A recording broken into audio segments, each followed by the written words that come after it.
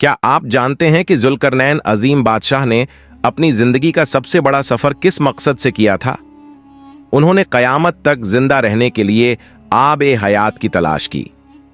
मगर जब उनकी मुलाकात फरिश्ता इसराफील अलैहिस्सलाम से हुई तो उन्हें ऐसी नसीहत मिली जिसने उनकी पूरी सोच बदल दी। ये वाकया हमें यह समझाता है कि इंसान चाहे कितनी भी दौलत, ताज, तख्त या लंबी उम्र क्यों ना पाले, असली कामयाबी सिर्फ आखिरत की तैयारी में है। आज के इस वाकये में आप सुनेंगे कि जुल्करनैन ने क्या सीखा और हमें अपनी जिंदगी से क्या सबक लेना चाहिए।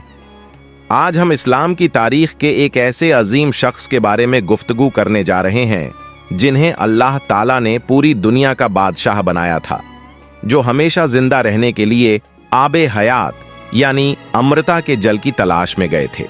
एक दिन बादशाह जुल्करनैन इस्लाम के पैगाम के मकसद से किसी अनजान रास्ते से गुजर रहे थे। चलते चलते वो बहुत सी बातें सोच रहे थे। कुछ दूर जाने के बाद बादशाह जुल्करनैन थक गए, इसलिए वो एक जगह पर आराम करने लगे। दिल ही दिल में सोच रहे थे कि पूरी दुनिया में इस्लाम का पैगाम कैसे फैलाया जाए, कैसे जमीन के मशरिक से मगरिब तक अल्लाह की तौहीद यानी एकेश्वरवाद का पैगाम पहुंचाया जाए। इधर आसमान के एक फरिश्ते के साथ जुल्करनैन की कभी कभी बातचीत होती रहती थी। अचानक आसमान से वही फरिश्ता बादशाह जुल्करनैन के पास हाजिर हुआ। उसने सलाम किया और कहा, ए बादशाह जुल्करनैन, आप इतनी गहराई से क्या सोच रहे हैं? बादशाह जुल्करनैन ने जवाब दिया, मैं उम्र भर अल्लाह की इबादत करना चाहता हूं और इस्लाम का पैगाम फैलाना चाहता हूं, लेकिन आखिरकार एक दिन मौत आनी ही है। उसके बाद इस्लाम पूरी दुनिया में कैसे फैलेगा? अच्छा बताइए, अल्लाह के फरिश्ते कैसी इबादत करते हैं? यह सुनकर फरिश्ते ने कहा, आसमान के फरिश्ते जो इबादत करते हैं कयामत तक उसी इबादत में मुशगूल रहते हैं। अगर कोई फरिश्ता रुकू में है तो वो कयामत तक रुकू में ही रहेगा, और अगर कोई फरिश्ता सजदे में है तो वो कयामत तक सजदे में ही रहेगा। यह सुनकर बादशाह जुल्करनैन ने कहा, अगर अल्लाह रब्बुल आलमीन मुझे कयामत तक की जिंदगी अता कर देते तो मैं भी कयामत तक उनकी इबादत करता रहता, लेकिन क्या यह मुमकिन है? फरिश्ते ने जवाब दिया, मैंने आसमान के ऊपर किसी दिन सुना था कि जमीन के आखिरी किनारे पर कोहकाफ पहाड़ के नीचे एक तारीख अंधेरी गुफा में आबे हयात नामक एक कुएं का पानी मौजूद है। उसे पीने वाला हमेशा के लिए जिंदा रहेगा। यह सुनकर बादशाह जुल्करनैन हैरान रह गए। इसके बाद फरिश्ता सलाम करके रुखसत हो गया। अब बादशाह जुल्करनैन सोचते सोचते अपने दरबार की तरफ लौटने लगे। अल्लाह रब्बुल आलमीन ने बादशाह जुल्करनैन को पूरी जमीन का बादशाह बनाया था। उन्होंने मशरिक से मगरिब तक का सफर किया था। अगले दिन बादशाह जुल्करनैन ने अपने दरबार में एक अहम बैठक बुलाई। बादशाह के मुख्य सलाहकार हजरत खिज्र अलैहिस्सलाम थे और अल्लाह के प्यारे लुकमान हकीम भी मौजूद थे। साथ ही और भी आलिम, बुजुर्ग और दरवेश बैठे थे। बादशाह जुल्करनैन ने तब सभी से पूछा, आबे हयात के पानी के बारे में तुम में से कोई कुछ जानता है तो मुझे बताओ।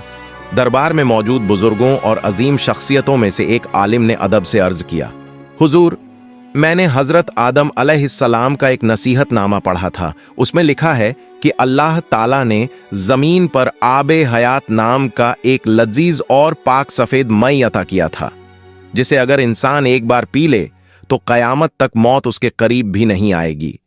लेकिन आबे हयात की गहराइयां बहुत तारीक अंधेरी हैं। वहां जाने के लिए किसी कीमती जवाहरात या चमकीले पत्थरों का सहारा लेना होगा, वरना रास्ता भटक जाने का खतरा रहेगा। फिर एक और शख्स ने कहा, मैंने सुना है कि आबे हयात का पानी दूध से भी ज्यादा सफेद और शहद से भी ज्यादा मीठा है। इसको पीने वाला कयामत तक जिंदा रहता है। ये पानी जमीन के आखिरी किनारे पर एक पहाड़ के नीचे मौजूद है। ये बातें सुनकर बादशाह जुल्करनैन ने गहरी सांस ली और कहा, मैं अपनी सल्तनत और जिम्मेदारियों को तुम लोगों के सुपुर्द करके आबे हयात की तलाश में जाना चाहता हूं। इसके बाद बादशाह जुल्करनैन ने एक भरोसेमंद और जिम्मेदार शख्स को हुकूमत चलाने की जिम्मेदारी दे दी और ऐलान किया कि वो 12 साल तक आबे हयात की तलाश में सफर करेंगे। इस सफर के लिए हजरत खिज्र अलैहिस्सलाम को काफिले का सरदार मुकर्रर किया गया। अंधेरे मुल्क में रोशनी की सख्त जरूरत थी, इसलिए बादशाह जुल्करनैन ने शाही खजाने से 2 चमकते हुए जवाहर निकाले। एक हजरत खिज्र अलैहिस्सलाम को दे दिया और दूसरा अपने पास रख लिया। इस तरह हजरत खिज्र अलैहिस्सलाम अपने सिपाहियों और जरूरी ज़र ओ खुराक खाद्य सामग्री के साथ आबे हयात की तलाश में रवाना हो गए। बादशाह जुल्करनैन ने सबसे पहले जमीन के मशरिकी पूर्वी किनारे की तरफ अपना सफर शुरू किया। सफर करते हुए उन्होंने बहुत से अनोखे और अजीब प्राणी देखे। यह देखकर बादशाह जुल्करनैन कुछ देर रुके और अपने सिपाहियों से पूछा, क्या तुम बता सकते हो कि यह कौन सा मखलूका है? सिपाहियों ने अर्ज किया, हुजूर, हमने इस तरह की मखलूका कभी नहीं देखी और इस तरह के प्राणी के बारे में हमें पहले कोई जानकारी नहीं थी। यह भी अल्लाह रब्बुल आलमीन की अजीब और हिकमत से भरी हुई मखलूकत है। चलते चलते जब वो एक नदी के किनारे पहुंचे तो वहां उन्होंने एक हैरत अंगेज मंजर देखा। उस नदी में एक ऐसी मखलूक रहती थी जिनका अगला हिस्सा इंसानों जैसा था और पिछला हिस्सा मछली जैसा, यहां तक कि वो हमेशा नदी के नीचे ही रहती, न तो कभी इंसानों से बात करती और न ही उनके साथ मेल जोल रखती। ये देखकर सिपाहियों ने हैरानी से कहा, हुजूर, देखना तो दूर, ऐसी मखलूकन के बारे में हमने आज तक सुना भी नहीं। बादशाह जुल्करनैन ने फरमाया, जाओ उनमें से 2 को पकड़ कर लाओ। सिपाहियों ने अर्ज किया, हुजूर, उन्हें पकड़कर आप क्या करना चाहते हैं? जुल्करनैन ने ठहर कर कहा, हमें यह परखना होगा कि वह असल में इंसान है या कोई और मखलूक। जुल्करनैन के हुक्म पर सिपाही उनके पास गए, लेकिन अजीब बात यह थी कि उन्होंने कोई विरोध नहीं किया, खामोशी से वहीं बैठे रहे। सिपाहियों ने उनमें से 2 को पकड़ लिया और बहुत तफ्तीश की, लेकिन जल्द ही मालूम हुआ कि उनमें इंसानों जैसे गुण बिल्कुल भी नहीं हैं। वो हकीकत में एक मत्स्य जाति मत्स्य थे।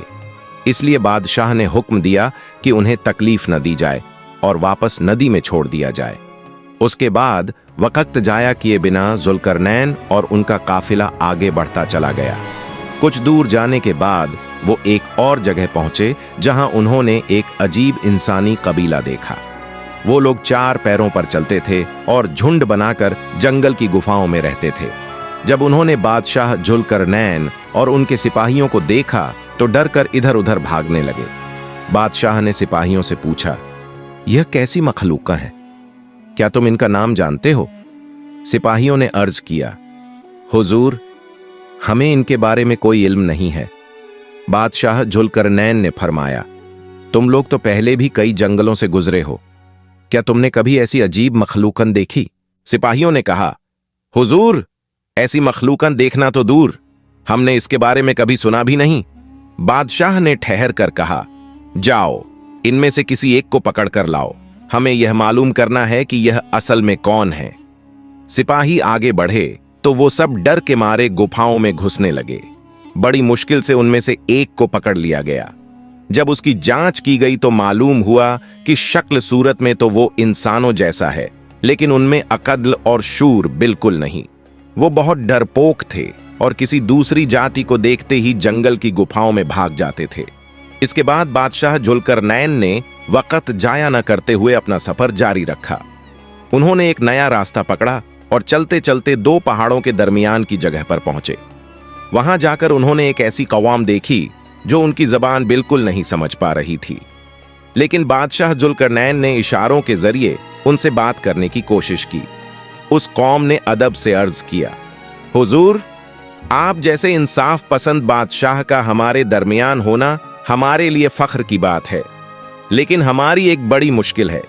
याजूज माजूज नाम की इंसान रूपी दैत्य कौम ने हमारी जमीन पर बहुत फसाद मचा रखा है। जब वो बाहर निकलते हैं तो उनके खौफ से हमें अपने घर बार छोड़कर दूसरी जगह पनाह लेनी पड़ती है। वो सब कुछ तबाह कर देते हैं, हमारी फसलें, हमारा खाना, हमारे मवेशी सब चट कर जाते हैं। उनकी तादाद इतनी ज्यादा है कि हम उनसे जंग नहीं कर सकते, हमें उनसे बचाइए। हे बादशाह जुल्करनैन, क्या हम आपसे इल्तिजा करें कि हम सब मिलकर चंदा इकट्ठा करके आपको कुछ माल दें, ताकि आप हमारे और याजूज माजूज के बीच एक बड़ी दीवार बना दें? यह सुनकर बादशाह जुल्करनैन ने बड़ी नरमी से जवाब दिया, अल्लाह ताला ने मुझे जितनी दौलत और कुदरत दी है वही काफी है। मुझे तुमसे माल नहीं चाहिए, लेकिन तुम अपनी मेहनत से मेरी मदद करो। मैं तुम्हारे और याजूज माजूज के बीच एक मजबूत दीवार खड़ी कर दूंगा।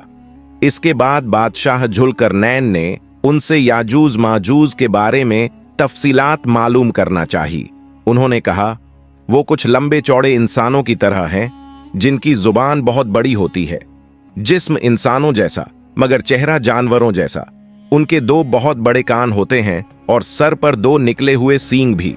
हालांकि अलग अलग मुफस्सिरीन और आलिमों ने याजूज माजूज का अलग अलग तज़किरा किया है। ये सब सुनकर बादशाह जुल्करनैन ने फरमाया, तुम मेरे पास लोहे की चादरें इकट्ठा करके लाओ। फिर अगले दिन सिपाहियों ने जमीन खोदकर लोहा और तांबा जमा करना शुरू कर दिया। जब दोनों पहाड़ों के बीच का हिस्सा पूरी तरह भर गया तो बादशाह जुल्करनैन ने कहा, अब तुम लोग भट्ठी में आग जलाओ और इस लोहे को तपाते रहो। जब यह बिल्कुल लाल गर्म हो जाए तो इसके ऊपर पिघला हुआ तांबा उड़ेल दो। इस तरह वहां एक बहुत बड़ी और मजबूत दीवार तामीर कर दी गई। उसके बाद से याजूज माजूज कभी भी उस दीवार को तोड़कर बाहर नहीं निकल पाए। यह काम मुकम्मल होने के बाद बादशाह जुल्करनैन ने इबादत से सर झुकाते हुए कहा, यह मेरे अल्लाह की रहमत है। बादशाह जुल्करनैन की इस कुदरत और ताकत को देखकर वहां के लोगों ने खुशी खुशी इस्लाम कबूल कर लिया। हदीस ए मुबारक में आता है कि कयामत तक वो लोग याजूज माजूज के फसाद और जुल्म से महफूज रहेंगे। हजरत अली रज़ियल्लाहु ताला अन्हु से वर्णित एक हदीस में आता है कि याजूज और माजूज रोजाना सुबह अपनी जबान से उस दीवार को चाट चाट कर पतला कर देते हैं। शाम के समय जब काम लगभग पूरा होने लगता है तो वे सोचते हैं, बाकी का काम हम कल खत्म कर देंगे और इस दुनिया में आजाद होकर निकल पड़ेंगे। लेकिन जैसे ही वे सो जाते हैं, अल्लाह ताला के हुक्म से वह दीवार फिर से पहले जैसी मजबूत और ऊंची हो जाती है। इस तरह वे हर दिन कोशिश करते हैं मगर हर बार नाकाम रहते हैं। उनकी हकीकत को सबसे बेहतर सिर्फ अल्लाह रब्बुल आलमीन ही जानते हैं। इसके बाद जुल्करनैन उत्तर दिशा की ओर रवाना हुए। वहां जाकर उन्होंने देखा कि एक विशाल दीवार से घिरा हुआ बहुत बड़ा इलाका है। इस दीवार के उस पार क्या है, यह जानने के लिए जुल्करनैन अपने सैनिकों के साथ चारों ओर घूमे मगर कहीं कोई दरवाजा न मिला। आखिरकार तय किया गया कि एक सैनिक को दीवार के ऊपर से भेजा जाए ताकि वह अंदर जाकर हालात देख सके और फिर वापस लौटकर सबको बताए। लेकिन बहुत वक्त गुजर जाने के बावजूद वह सैनिक वापस न आया। सब बेचैनी से उसका इंतजार करते रहे। फिर एक और सैनिक को दीवार पर चढ़ाया गया ताकि वह ऊपर से ही झांक कर हालात बताए, मगर वह भी दीवार पर चढ़कर अचानक गायब हो गया और कभी लौट कर न आया। यह देखकर जुल्करनैन ने सोचा कि इस दीवार के पीछे कोई रहस्यमयी और गजब की कौम बसी हुई है। उन्होंने तय किया कि अपने लोगों की जान को खतरे में डालना ठीक नहीं, इसलिए बिना किसी को खोए वे आगे बढ़ गए। कुछ दूरी तय करने के बाद वे एक खूबसूरत शहर पहुंचे। वहां के लोग इल्म और हिकमत में बहुत आगे थे, लेकिन उनकी भाषा इतनी मुश्किल थी कि पहली बार समझ पाना आसान न था। जब उन्होंने जुल्करनैन को देखा तो बहुत अदीबाना अंदाज में सलाम किया और उनकी आमद पर खुशी का इजहार किया। जुल्करनैन ने उन्हें अल्लाह की तौहीद की दावत दी। अल्लाह एक है और अल्लाह के सिवा कोई इबादत के लायक नहीं। उन लोगों ने एक साथ इस हक़्क़ को स्वीकार कर लिया। उनकी फितरत साफ और अक़ल बुलंद थी, इसलिए उन्होंने देर न करते हुए इस्लाम कबूल कर लिया और जुल्करनैन का बेहद इज्जत व एहतराम किया। जुल्करनैन लंबे अरसे तक उनके बीच रहे, उनकी जबान सीख ली और उन्हें दीन व हिदायत की बातें सिखाईं।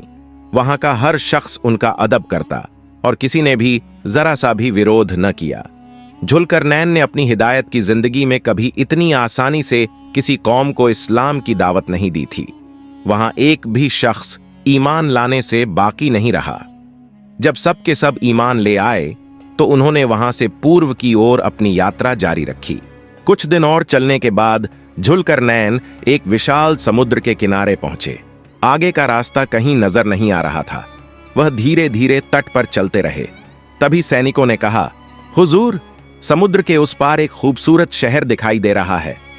जुल्करनैन ने वहां जाने की इच्छा जताई। मगर सैनिकों ने आर्द किया, हुजूर, उस शहर तक पहुंचने के लिए हमें यह समुद्र पार करना होगा, लेकिन यहां कोई नाव या जहाज की व्यवस्था नहीं है। जुल्करनैन ने ध्यान से इधर उधर देखा। उन्हें मालूम हुआ कि उनके रौब और डर से वहां के लोग सब कुछ छुपा लेते हैं। तब उन्होंने सैनिकों को हुक्म दिया, जाओ, जंगल से मजबूत पेड़ काटकर उनके तने लेकर आओ। हम उनसे बेड़ा बनाएंगे और उसी पर सवार होकर इस समुद्र को पार करेंगे। सैनिक जब जंगल में पहुंचे तो उन्हें ऐसे पेड़ मिले जिनके तने पानी में डूबते नहीं थे। वे एक एक करके उन तनों को काट कर लाए। सबने मिलकर बहुत तेजी से कई बेड़े तैयार कर ली। फिर सब सैनिक और जुल्करनैन उन बेड़ों पर सवार होकर समुद्र पार करने लगे। जब वे उस शहर पहुंचे तो देखा कि वहां के लोग बहुत दुबले पतले और कमजोर हैं। जुल्करनैन ने उनसे पूछा, तुम लोग इतने कमजोर क्यों हो? तुम्हें किस चीज की कमी है? लोगों ने जवाब दिया, हमारे पास दौलत और जेवरात की कोई कमी नहीं है, लेकिन यहां खाने पीने की चीजें बहुत कम मिलती हैं। हमें राशन प्रणाली से थोड़ा बहुत भोजन मिलता है, इसीलिए हम इतने कमजोर हैं। इसके बाद उन्होंने जुल्करनैन का बहुत सम्मान किया। वहां के कुछ लोग बहुमूल्य पत्थर, हीरे, मोती और माणिक लेकर आए और उन्हें तोहफे में पेश किया। उन लोगों का नरम स्वभाव और उनकी विनम्रता देखकर जुल्करनैन बहुत खुश हुए। उन्होंने वहां भी अल्लाह की तौहीद की दावत दी। शहर के एक एक व्यक्ति ने इस्लाम कबूल कर लिया। इसी तरह कई दिनों तक चलते हुए जुल्करनैन आखिरकार पृथ्वी के बिल्कुल पूर्वी हिस्से में पहुंच गए। वहां से आगे बढ़ते हुए जब वे कॉक्सस के पहाड़ी क्षेत्र में पहुंचे तो रास्ता भटक गए। सभी साथी आपस में बिछड़ गए। वे 1 साल तक कभी मिलते, फिर बिछड़ जाते और ऐसे ही सफर चलता रहा। इन्हीं दिनों हजरत खिज्र अलैहिस्सलाम ने एक अजीब सी अंधेरी जगह देखी। वे धीरे धीरे उस अंधेरे की ओर बढ़ने लगे। जितना आगे बढ़ते जाते उतना ही गहरे अंधकार में खोते जाते। तब उन्होंने अपने पास रखा हुआ चमकीला माणिक निकाला और उसकी रोशनी में आगे बढ़ने लगे। रास्ता कठिन था, सांस लेना भी मुश्किल हो रहा था। धीरे धीरे वे एक ऐसे कुएं तक पहुंचे जिसका पानी देखते ही उनके दिल में यह यकीन पैदा हुआ कि यही आबे हयात है। उन्होंने दोनों हाथों से पानी लिया और पिया। वह पानी शहद से भी मीठा, दूध से भी ज्यादा सफेद और कस्तूरी से भी अधिक खुशबूदार था। खिज्र अलैहिस्सलाम ने पेट भरकर आबे हयात पिया और अल्लाह का शुक्र अदा किया। उसी लम्हे उनकी भूख प्यास मिट गई, शरीर में नई ताकत आ गई और चेहरे पर एक अजीब सी चमक पैदा हो गई। अब वे जुल्करनैन को आबे हयात पिलाने की नीयत से पीछे की ओर लौटे। जहां तक पहुंचने में उन्हें कई दिन लगे थे, वहीं से बाहर निकलने में उन्हें उसका 10वां हिस्सा भी वक्त नहीं लगा। थोड़े ही समय में वे अंधेरे से बाहर आकर जुल्करनैन को तलाश करने लगे। काफी देर बाद उनकी मुलाकात कुछ सैनिकों से हुई, लेकिन सैनिक उन्हें पहचान न सके। उन्होंने हैरानी से पूछा, आप कौन हैं और इस अंधेरे इलाके में क्या कर रहे हैं? खिज्र अलैहिस्सलाम कुछ देर चुप रहे, फिर बोले, मैं खिज्र अलैहिस्सलाम हूं। सैनिक हैरान होकर बोले, हम आपको पहचान नहीं पाए, आपके चेहरे में इतना बदलाव कैसे आ गया? खिज्र अलैहिस्सलाम ने फरमाया, मैंने आबे हयात का पानी पिया है। असल में आबे हयात पीने के बाद उनका चेहरा इतना रोशन और चमकदार हो गया था कि कोई उन्हें पहचान नहीं पा रहा था। फिर उन्होंने सैनिकों से जुल्करनैन के बारे में पूछा। सैनिकों ने कहा, इसकी हमें कोई खबर नहीं। उधर जुल्करनैन भटकते भटकते एक गहरी अंधेरी गुफा में दाखिल हुए। बहुत अंदर जाने के बाद उन्होंने एक शानदार और विशाल महल देखा। धीरे धीरे वे महल के पास पहुंचे तो देखा कि दरवाजे पर एक बहुत बड़े आकार का मुर्गा खड़ा है। वह मुर्गा इंसानों की तरह बात कर सकता था। जुल्करनैन को देखते ही उसने कहा, ऐ जुल्करनैन, तुम यहां किस मकसद से आए हो? जुल्करनैन ने जवाब दिया, मैं आबे हयात की तलाश में आया हूं। अगर यह पानी मिल जाए तो मैं हमेशा के लिए जिंदा रह सकता हूं। मुर्गा हंसकर बोला, अल्लाह रब्बुल आलमीन ने तुम्हें जो बड़ा साम्राज्य और असीम दौलत दी है, क्या उससे तुम्हारा दिल नहीं भरा? अब तुम चाहते हो कि दुनिया में कयामत तक जिंदा रहो? यह लालच तुम्हारे लिए ठीक नहीं है। याद रखो, दुनिया का वक्त अब पूरा होने के करीब है। लोग गीत संगीत में खो जाएंगे, मर्द और औरतों के बीच फर्क मिट जाएगा और लोग दुनिया के ऐशो आराम में डूब जाएंगे। अल्लाह की याद दिलों से मिट जाएगी। इंसान दिन ब दिन पतन की ओर बढ़ेगा। ऐसे हालात में तुम्हारा कयामत तक जिंदा रहना किस काम आएगा? यह कहकर उसने अपने पंख फड़फड़ाए। तभी वह महल मणिमाणिक, हीरे, पन्ने और कीमती पत्थरों से भर गया। फिर मुर्गे ने पूछा, क्या तुम यह सब लेना चाहते हो? जुल्करनैन ने कहा, नहीं, मुझे इसकी कोई जरूरत नहीं। मुर्गे ने कहा, तो आगे बढ़ो, तुम्हें और भी कुछ देखने को मिलेगा। जुल्करनैन मुर्गे के कहे अनुसार आगे बढ़ गए। कुछ दूर जाकर उन्होंने देखा कि इसराफील फरिश्ता सूर श्रृंग लेकर खड़े हैं। वे किसी तरफ ध्यान नहीं दे रहे थे, बस आसमान की ओर देख रहे थे। जुल्करनैन वहां पहुंचे और इसराफील फरिश्ते को सलाम किया। इसके बाद इसराफील फरिश्ते ने फरमाया, ए जुल्करनैन, तुम किस इरादे से यहां आए हो? जुल्करनैन ने आदर से जवाब दिया, मैं आबे हयात के पानी की तलाश में हूं। चाहता हूं कि उसका पानी पीकर कयामत तक जीवित रह सकूं। इसराफील फरिश्ते ने उनकी बात सुनकर गहरी सांस ली और कहा, जुल्करनैन, तुम्हारे लिए यही बेहतर है कि तुम इस लालच को छोड़ दो। लंबी उम्र पाकर कोई भी अल्लाह रब्बुल आलमीन की कुर्बत, निकटता हासिल नहीं कर सका है। असली काम यह है कि इंसान अल्लाह का शुक्र अदा करते हुए वही उम्र गुजारे जो उसे अता की गई है। याद रखना, इस दुनिया का एक भी पल व्यर्थ नहीं जाना चाहिए।